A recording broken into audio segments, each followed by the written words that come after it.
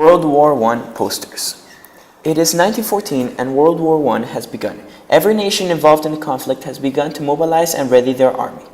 Even though some countries did not have a big army like France and Germany, for example, Britain. Therefore, the use of war posters was prominent in Britain. But take note that not only Britain used war posters, as every nation used them to increase their army power. The main reasons why the nations involved with World War I used propaganda posters were to promote patriotism, to justify the war, to raise money, to procure resources, and to promote acceptable standards of behavior. The initial posters only used text to get their message across. These first World War I posters would also only give some detail on how and where to enlist, even though the first posters were able to get plenty of men to join the cause. According to Jody Bees, a British World War I enthusiast, within the first days of the outbreak of the war, extra recruitment offices had to be opened, especially when the news of the BEF, the British Expeditionary Forces, retreated at Mons on the 23rd of August 1914. In the last week of August 1914, the British had enlisted an incredibly number of 63,000 men. On Thursday, 3rd September, 33,203 men enlisted, setting a new record.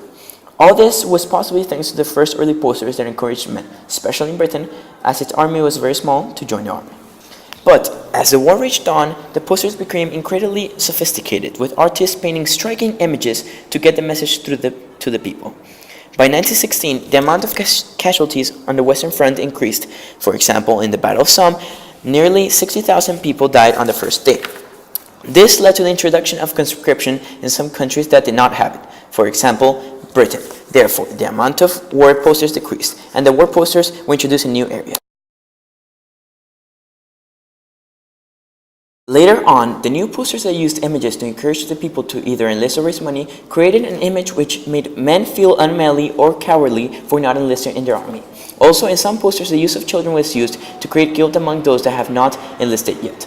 Women, furthermore, there was also something that was used in some boyfriends, husbands, etc. These posters would show atrocities that the people were told that the Germans were doing.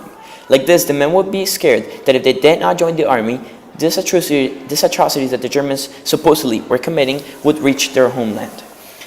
In conclusion, World War I posters made a huge difference in the outcome of the war, and it is fair to say that all nations involved in the war created their own war posters, even those that were not too involved.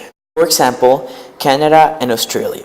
It is interesting to note that the USA, who entered in the war in 1917, 1 year before the end of the war, produced more war posters than any other nation involved in World War I, with almost 200,000 different designs printed during the war. Thank you.